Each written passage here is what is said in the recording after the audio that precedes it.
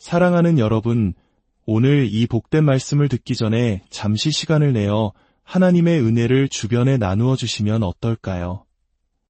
이 영상의 공유 버튼을 누르는 것은 단순히 링크를 보내는 것을 넘어 희망의 메시지를 전하는 귀한 사역이 될 수 있습니다. 여러분의 구독과 나눔을 통해 더 많은 영혼이 하나님의 사랑을 알게 되길 소망하며 그 손길 위에 주님의 놀라운 축복이 가득하기를 기도합니다. 인류 역사상 가장 큰 뉴스는 무엇일까요? 만약 전 세계 모든 신문의 일면을 장식할 단 하나의 사건을 꼽으라면 그것은 무엇이 되어야 할까요? 신문업계에는 아주 특별한 글자 크기를 부르는 용어가 있습니다. 바로 재림서체, 세컨드 커밍 타이판트입니다. 이름 그대로 인류 역사의 마지막을 장식할 가장 충격적이고 가장 중요하며 가장 심오한 사건, 바로 예수 그리스도의 재림을 알릴 때 사용하기 위해 남겨둔 최대 크기의 글꼴을 의미합니다. 이 서체가 마지막으로 사용되었던 때는 제2차 세계대전이 끝났을 때였습니다. 샌프란시스코 크로니클지는 신문 일면의 절반을 가득 채우는 거대한 글자로 단 한 단어를 실었습니다. 평화. 우리 한민족에게 평화라는 단어는 참으로 가슴 저린 무게를 가집니다. 전쟁의 아픔과 분단의 현실을 겪어온 우리에게 진정한 평화는 간절한 염원 그 자체입니다. 하지만 성경은 그보다 더 크고 위대한 사건이 우리를 기다리고 있다고 말합니다. 놀랍게도 성경에는 예수님의 첫 번째 오심, 즉 2000여 년 전의 성탄절 이야기보다 앞으로 오실 두 번째 오심, 즉 재림에 대한 구절이 훨씬 더 많습니다. 예수님의 재림은 복스러운 소망이라 불립니다. 이 소망을 깊이 이해할 때 우리는 세상이 줄 수 없는 위로와 힘을 얻게 됩니다.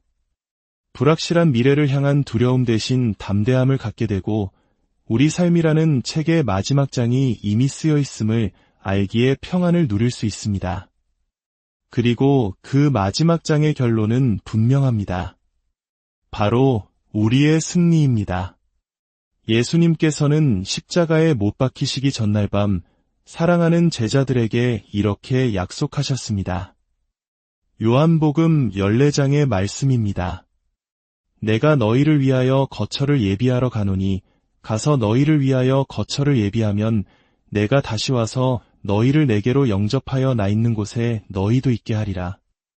내가 가면 반드시 다시 오겠다. 이것은 성경에 기록된 가장 위대한 약속입니다. 예수님은 부활 후 승천하셨습니다. 그렇다면 그분은 다시 오실까요? 물론입니다. 반드시 다시 오십니다.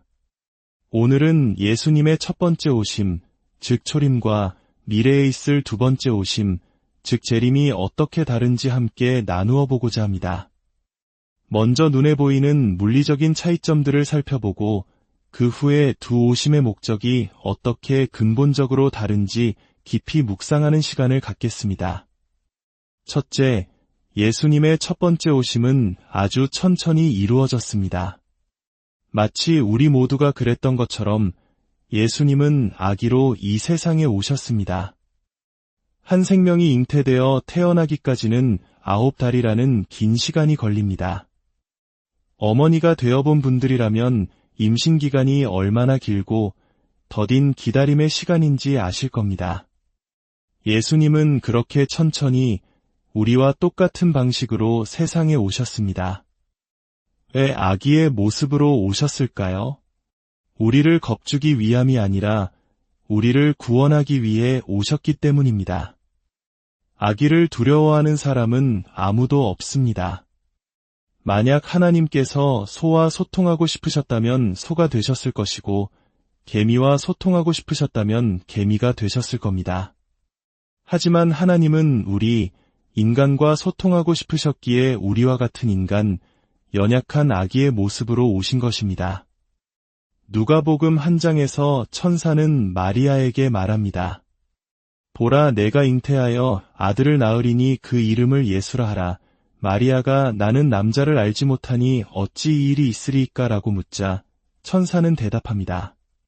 대저 하나님의 모든 말씀은 능하지 못하심이 없느니라. 이처럼 기적적인 탄생이었지만 여전히 9달의 시간을 필요로 하는 느리고 조용한 과정이었습니다. 하지만 두 번째 오심, 즉 재림은 눈 깜짝할 사이에 즉시 일어날 것입니다. 고린도전서 15장 52절은 말합니다.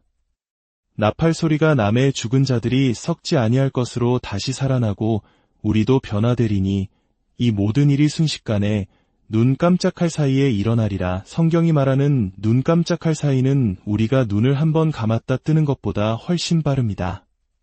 빛이 눈의 망막에 반사되는 찰나의 순간을 의미합니다. 빛이 1초에 지구를 7바퀴반을 도는 것을 생각하면 그 속도는 인간의 상상을 초월합니다. 예수님의 재림은 바로 그렇게 순식간에 일어날 것입니다. 또한 그분의 재림은 아무런 예고 없이 임할 것입니다. 데살로니가전서 5장 2절은 주의 날이 밤에 도둑같이 이를 줄을 너희 자신이 자세히 알기 때문이라고 경고합니다. 도둑은 언제 오겠다고 미리 연락하지 않습니다. 예수님께서는 누가복음 12장에서 이렇게 말씀하셨습니다. 만일 집 주인이 도둑이 어느 때에 이를 줄 알았더라면 그 집을 뚫지 못하게 하였으리라. 이러므로 너희도 준비하고 있으라. 생각하지 않은 때에 인자가 오리라. 만약 누군가 재림이 바로 이날, 이 시에 일어날 것이다 라고 말한다면 그것은 거짓입니다. 예수님 스스로도 그날과 그때는 아무도 모르나니 하늘의 천사들도 아들도 모르고 오직 아버지만 아시느니라고 말씀하셨습니다. 우리는 날짜와 시간을 맞추는 위원회가 아니라 언제든 주님을 맞이할 준비를 하는 환영위원회가 되어야 합니다. 깨어있으라, 준비하라는 주님의 명령을 기억해야 합니다. 둘째, 첫 번째 오심은 아주 조용했습니다. 예수님의 탄생은 너무나 조용해서 세상의 구원자가 이 땅에 오셨다는 사실을 아는 사람이 거의 없었습니다. 대부분의 사람들은 인류 역사를 바꿀 그 사건이 일어나고 있음을 전혀 눈치채지 못했습니다. 우리가 부르는 찬송가처럼 고요한 밤, 거룩한 밤이었습니다. 예수님은 베들레헴에서 태어나셨습니다. 베들레헴은 거대한 도시가 아니라 인구 300명 남짓의 작고 조용한 시골 마을이었습니다. 길가에 있는 작은 마을에서 너무나도 조용하게 예수님의 초림은 이루어졌습니다. 누가복음 2장에서 천사들은 목자들에게 말합니다. 오늘 다윗의 동네에 너희를 위하여 구주가 나셨으니 곧 그리스도 주시니라. 너희가 가서 강보에 쌓여 구유에 뉘어있는 아기를 보리니 이것이 너희에게 표적이니라. 그 시절엔 GPS가 없었기에 목자들은 베들레헴, 강보에 쌓인 아기, 구유에 누워있음이라는 단서를 가지고 아기 예수를 찾아야 했습니다. 온 세상에 선포된 것이 아니라 찾는 자에게만 발견되는 조용한 사건이었습니다. 그러나 다음번 재림 때에는 온 세상이 그 소리를 듣게 될 것입니다. 예수 그리스도의 재림은 즉각적일 뿐만 아니라 엄청나게 클 것입니다. 역사의 마지막을 장식하는 가장 위대한 축제가 될 것입니다. 데살로니가전서 4장은 이렇게 묘사합니다. 주께서 호령과 천사장의 소리와 하나님의 나팔 소리로 친히 하늘로부터 강림하시리니. 호령, 천사장의 소리, 하나님의 나팔 소리. 이 모든 것이 무엇을 의미하는지는 정확히 알 수 없지만 한 가지는 분명합니다. 그것은 엄청나게 크고 웅장할 것이라는 사실입니다. 고요한 밤이 아니라 온 세상 모든 사람이 동시에 듣게 될 장엄한 소리가 될 것입니다. 셋째, 첫 번째 오심 때는 하늘에 단 하나의 별이 보였습니다. 동방에서 온 박사들은 그의 별을 보고 그에게 경배하러 왔노라고 말했습니다. 페르시아에서 온 것으로 추정되는 이 학자들은 하늘에서 특별한 별 하나를 보고 그 별의 인도를 받아 베들레헴까지 왔습니다. 수억, 수십억 개의 별들 중 단 하나의 별이었기에 모든 사람이 그 별을 주목하지는 않았습니다. 그러나 다음번 예수님께서 다시 오실 때에는 온 하늘이 빛으로 가득 찰 것입니다. 마태복음 24장 27절에서 예수님은 말씀하십니다. 번개가 동편에서 나서 서편까지 번쩍임같이 인자의 임함도 그러하리라. 캄캄한 밤에 번개가 치면 누구도 놓치지 않습니다. 온 하늘이 순간적으로 환해지는 것을 모두가 보게 됩니다.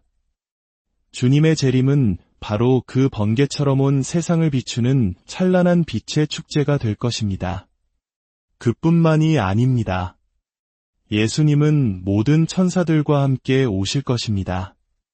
마태복음 25장은 인자가 자기 영광으로 모든 천사와 함께 올 때라고 기록하고 있으며 요한계시록 19장은 하늘에 있는 군대들이 그를 따르더라고 증언합니다.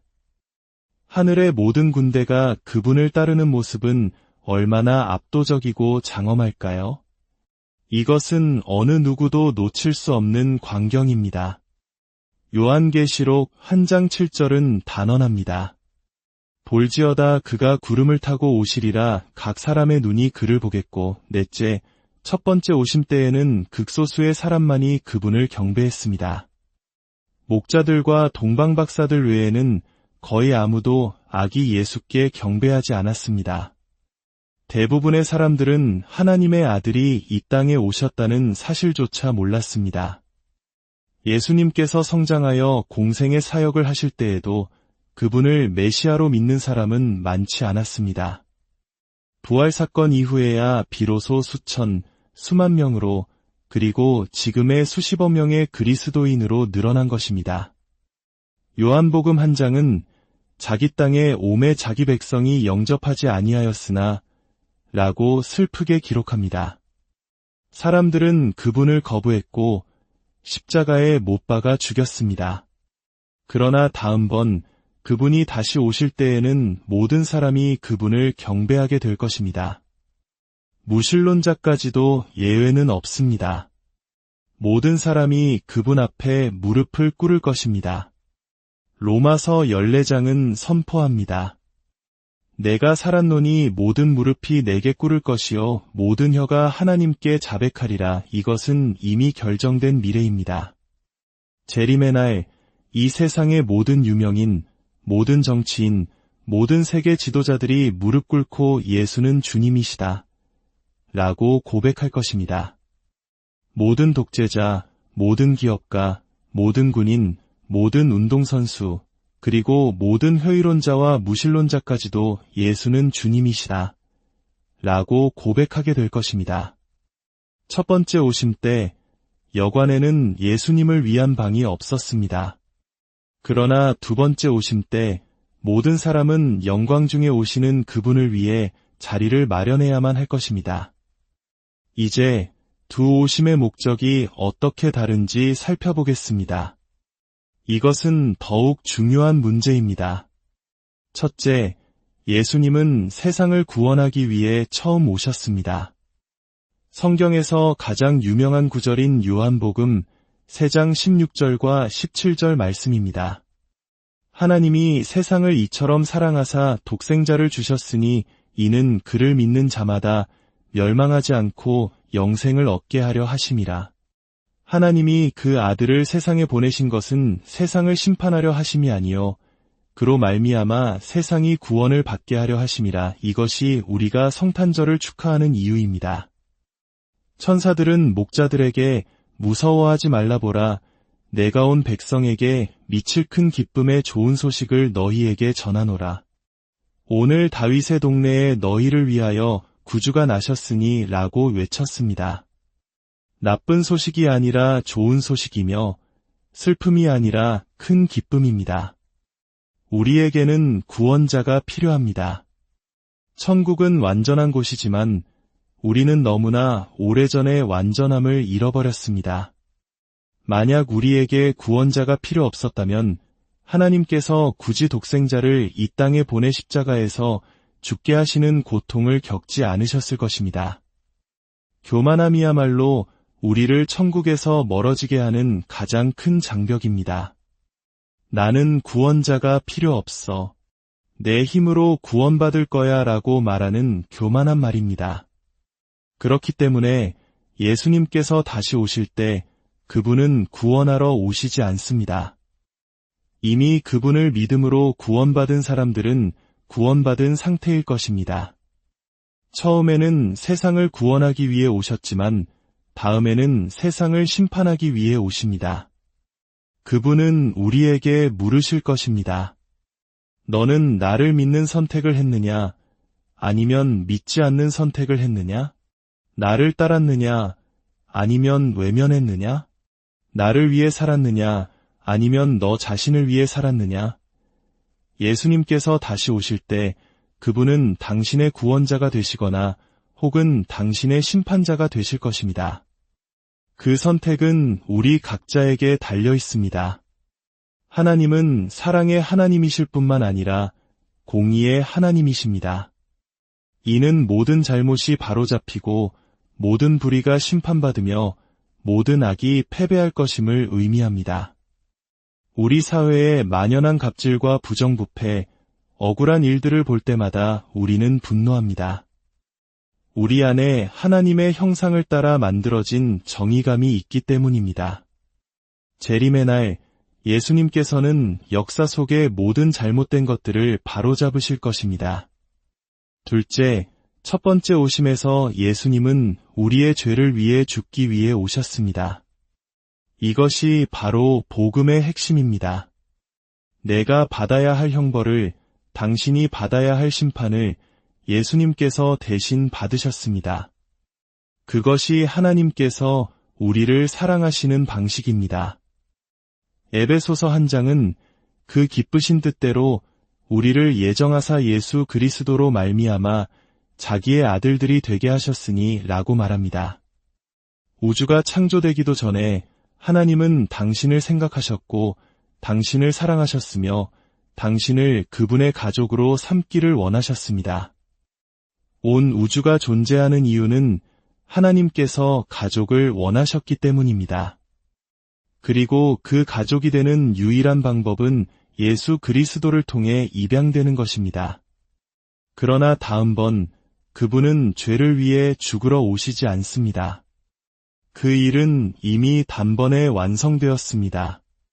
그분은 자신의 가족, 즉 교회를 모아 하늘나라로 데려가기 위해 다시 오십니다. 마태복음 24장은 그가 큰 나팔 소리와 함께 천사들을 보내리니 그들이 그의 택하신 자들을 하늘 이 끝에서 저 끝까지 사방에서 모으리라고 말씀합니다. 전 세계에 흩어져 그리스도를 믿었던 수십억의 하나님의 가족들이 한자리에 모이는 위대한 가족 상봉이 이루어질 것입니다. 나는 예수는 좋지만 교회는 필요 없어 라고 말하는 것은 모순입니다. 교회는 그리스도의 몸이며 그분이 다시 오셔서 데려가실 하나님의 가족이기 때문입니다. 셋째, 예수님은 처음 오실 때 겸손하게 오셨습니다. 하나님께서 인간, 그것도 마구간에서 태어난 아기가 되신 것보다 더 큰 겸손은 상상하기 어렵습니다. 그분은 왕의 예복을 입고 오시지 않았고 천사들의 호의를 받으며 오시지도 않았습니다. 그저 가장 낮은 모습으로 겸손하게 오셨습니다. 그러나 역사의 마지막 날 그분은 겸손이 아닌 그분의 모든 영광 중에 오실 것입니다. 만왕의 왕이여 만주의 주로 오실 것입니다. 빌립보서 2장은 이렇게 증언합니다. 이러므로 하나님이 그를 지극히 높여 모든 이름 위에 뛰어난 이름을 주사 하늘에 있는 자들과 땅에 있는 자들과 땅 아래에 있는 자들로 모든 무릎을 예수의 이름에 꿇게 하시고 모든 입으로 예수 그리스도를 주라 시인하여 하나님 아버지께 영광을 돌리게 하셨느니라. 그분이 왕으로 오실 때 이 세상의 모든 악은 끝날 것입니다.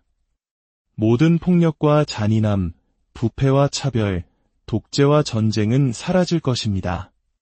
또한 그 악의 결과물인 질병, 슬픔, 우울, 실망, 죽음까지도 모두 사라질 것입니다.